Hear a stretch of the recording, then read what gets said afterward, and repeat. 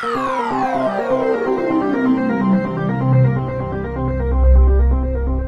Guys, welcome back to my YouTube channel. So आज हम जो चैप्टर पढ़ेंगे वो है इंग्लिश की फ्लेमिंगो बुक का chapter number 1, the last lesson. ये जो बुक है, मतलब ये जो चैप्टर है, उस चैप्टर के ऑथर हैं अल्फोंसे डॉट। और ये जो चैप्टर है वो तब का है जब फ्रांस और पर्शिया के बीच वॉर चल रही थी, यानी 1870s का।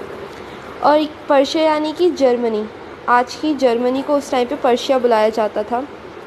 और उस टाइम पे जो फ्रांस थी वो पर्शिया से हार गई थी, और फ्रांस के 2 स्टेट अल्सेस और लॉरेन पर्शिया के हाथ में यानी जर्मनी के हाथ में आ गए थे। यानी कि जितने भी रूल्स एंड रेगुलेशंस और जो भी चीज़ें वहाँ पे इकोनॉमिकली चलेंगी वो सारी पर्शिया के हाथ में होंगी। ये स्टोरी 2 कैरेक्टर्स के इर्द गिर्द घूमती है, mister M Hamel and Franz. M Hamel एक फ़्रेंच लैंग्वेज के टीचर हैं और फ्रांस उनका स्टूडेंट है। फ्रांस जो है वो एक बहुत ही ज़्यादा सेंसिटिव बॉय है और एक ऑनेस्ट बॉय है। उसने एक्सेप्ट करा अपनी गलती को कि उसने अपने क्लासेस, अपनी लेसन्स को इग्नोर नहीं करना चाहिए था। और एम हेमिल एक बहुत सिंसियर और स्ट्रिक्ट टीचर हैं जो फ्रेंच लैंग्वेज पढ़ाते हैं और वो अपनी कंट्री से बहुत ज़्यादा प्यार करते हैं। सो स्टोरी की शुरुआत कुछ इस तरीके से है कि जो फ्रांस है वो स्कूल के लिए लेट हो चुका होता है। वो बहुत जल्दी में सुबह भाग रहा होता है स्कूल की तरफ, स्कूल जाने के लिए। उस टाइम पे क्या कहते हैं, उसको इस बात का डर था कि उसकी टीचर उसे डांटेंगे। क्यों? क्योंकि उसकी टीचर ने उसे एक होमवर्क दिया था, मतलब पूरी क्लास को होमवर्क दिया था कि उन्हें पार्टिसिपल्स के ऊपर क्वेश्चनिंग करी जाएगी और उन्हें अच्छे से पार्टिसिपल्स पढ़ के आना है। बट फ्रांस को पार्टिसिपल्स के बारे में कुछ भी नहीं पता था।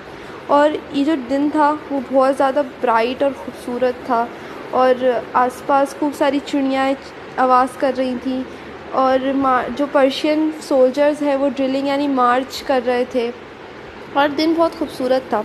फ्रांस का दिल कर रहा था कि क्लास को बंक करके यहाँ पे आराम से बैठा जाए और इस नेचर को एक्सपीरियंस करा जाए और यहाँ पे अच्छे तरीके से बैठा जाए। लेकिन फिर उसने अपने आप को कंट्रोल करा कि नहीं, हमें क्लास अटेंड करना ज़रूरी है। तो फिर वो बहुत जल्दी भागा अपनी स्कूल की तरफ। स्कूल के रास्ते में उसे एक बुलेटिन बोर्ड दिखा जिसके आसपास बहुत ज़्यादा भीड़ थी।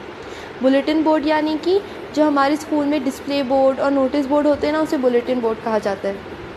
उसने सोचा कि पिछले 2 साल से हर मनहूस और बुरी खबर इस बुलेटिन बोर्ड से ही आ रही है। पता नहीं इस बार क्या मैटर होगा, पर वो जल्दी में था इसलिए उसने देखा नहीं और वो भाग गया। पीछे से वॉचटर एक अंकल थे, मतलब एक लोहार थे। उन्हें आवाज़ दे के कहा कि इतनी जल्दी भागने की ज़रूरत नहीं, तुम्हारे पास बहुत वक्त है स्कूल जाने के लिए। फ्रांस को लगा कि वो उसका मजाक उड़ा रहे हैं कि वो स्कूल जाने के लिए लेट हो गया, इसलिए उसका मजाक उड़ाया जा रहा है।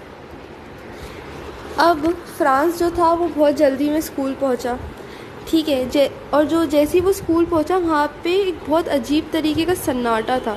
ये सुन के फ्रांस थोड़ा सा सरप्राइज़ हो गया कि यूजुअली जब सुबह स्कूल शुरू होता है तो स्कूल में कितना ज़्यादा शोर होता है, बेंचेस खिसकाने की आवाज़, कोई टेबल पे डस्टर पटक रहा होता है और बहुत सारी आवाज़ें हो रही होती है। बच्चे अपने लेसन्स पढ़ रहे होते हैं, ज़ोर ज़ोर से चिल्ला रहे होते हैं। यहाँ पे आज इतना शांति क्यों है?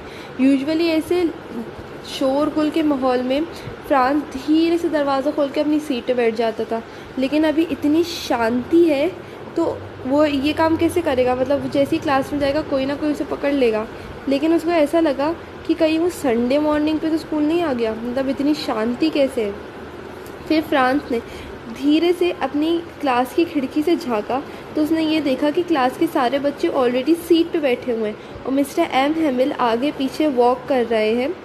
अपने रूलर स्केल को, लोहे का जो स्केल होता है, उसे अपने बगल में दबा के आगे पीछे वॉक कर रहे हैं। फिर उसने ये सोचा कि अब उसे सबके सामने दरवाज़ा खोल के अपनी सीट पे बैठना पड़ेगा और सबके सामने उसे डांट पड़ेगी। ये सोच के वो ब्लश करने लगा, मतलब शर्म के मारे ब्लश करने लगा और डर गया। पर जैसे ही वो अंदर आया तो वो बहुत ज़्यादा सरप्राइज़ था कि मिस्टर एम हेमिल ने उससे इतने अच्छे तरीके से बात करी, उसे बिल्कुल नहीं डांटा और इतने अच्छे से बोला कि आप जाके अपनी सीट पे बैठ जाओ। ये बात से वो बहुत ज़्यादा हैरान था। फ्रांस ने जैसे ही ख़ुद को थोड़ा शांत करा, इस माहौल में थोड़ा सा उसको अजीब लग रहा था, तो उसने थोड़ा ख़ुद को शांत करने की कोशिश की। तो उसने अपने आसपास की वियर्ड चीज़ों को, जो बहुत अनयूजुअल थी, नोटिस करना स्टार्ट करा। सबसे पहले उसने एम हैमिल को देखा कि वो कितने अच्छे से वेल ड्रेस्ड है। उन्हें वो कपड़े पहने हुए थे जो वो ज़्यादातर किसी स्पेशल ओकेजन पे पहना करते थे। और सबसे स्ट्रेंज चीज़ इस पूरे माहौल में ये थी, जिसे उसने सबसे ज़्यादा कंफ्यूज कर दिया, कि विलेज के कुछ पीपल्स जो थे वो लास्ट बेंच पे बैठे हुए थे और बहुत उदास लग रहे थे। वो बेंचेस यूजुअली तो खाली रहती थी, लेकिन अब उन पे विलेज के पीपल, कुछ 5-6 लोग पीछे बैठे हुए थे, अपने हाथ में फ़्रेंच लैंग्वेज की बुक्स लेके। फिर उसे एम हैमिल ने क्लास में ये अनाउंस करा कि एक ऑर्डर आया है फ्रॉम बर्लिन कि अब से अल्सेस और लॉरेन स्टेट्स में फ्रेंच लैंग्वेज नहीं पढ़ाई जाएगी, अब से सिर्फ जर्मनी ही पढ़ाई जाएगी। यानी कि ये जो फ्रेंच लेसन है वो लास्ट लेसन है, फ्रेंच का लास्ट लेसन है। ये चीज़ सुन के फ्रांस इतना ज़्यादा मतलब उदास हो गया कि अब वो अपनी लैंग्वेज कभी भी नहीं पढ़ पाएगा, because France is an French man. अब वो अपनी फ्रेंच लैंग्वेज, अपनी मदर टंग कभी नहीं पढ़ पाएगा। ये चीज़ जैसे ही उसने सुनी तो उसको एकदम से वो बुलेटिन बोर्ड याद आ गया। अब उसको रियलाइज़ हुआ कि उस पर ये ऑर्डर लिखा हुआ था। फिर उसको इस चीज़ का एहसास हुआ कि उसने कितनी बड़ी गलती कर दी, अपनी क्लासेस अटेंड ना करके, अपनी क्लासेस अटेंड करने के बजाय यहाँ वहाँ मस्ती करके, नदी के किनारे बैठ के बर्ड्स को नोटिस करते हुए, इंस्टेड ऑफ लर्निंग उसने ये सारे काम करे। और उसे अपनी वो किताब जो आज के दिन से पहले बोझ लगा करती थी, एकदम से दोस्त लगने लगी है। और वो डांटने वाले गुस्सैल मिस्टर एम हैमिल उसे बहुत ज़्यादा अच्छे लगने लगे।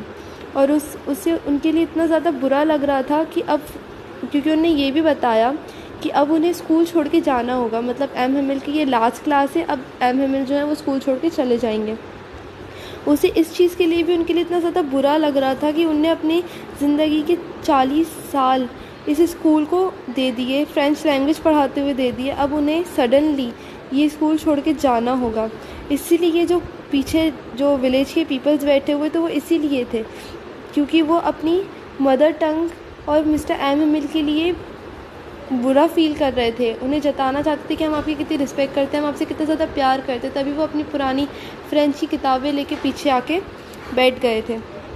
उसे इस चीज़ का इतना ज़्यादा रिग्रेट हो रहा था कि अब वो अपनी लैंग्वेज अपनी मदर टंग कभी नहीं पढ़ पाएगा। अब वो जैसे इन सारी चीज़ों के बारे में सोच रहा था, तभी उसको अपना नाम सुनाई दिया। और अभी उसकी बारी थी जब उसे रूल्स ऑफ पार्टिसिपेंट्स के बारे में बताना था। उसने सोचा था कि वो रूल्स को बहुत अच्छा और बहुत क्लियर वॉइस में समझाएगा, लेकिन वो पहले ही वर्ड में मिक्सड अप हो गया। वो बहुत शर्मिंदा था और उसे डर लग रहा था कि मिस्टर एम हैमिल उसे डांटेंगे। लेकिन मिस्टर एम हैमिल उसके पास आए और उससे कहा कि फ़िक्र मत करो, मैं तुम्हें नहीं डांटूंगा, इसमें तुम्हारी गलती नहीं है। उनने कहा कि उनने उसके पेरेंट्स को ब्लेम करा कि उनने तुम्हारी पढ़ाई पे ध्यान नहीं दिया।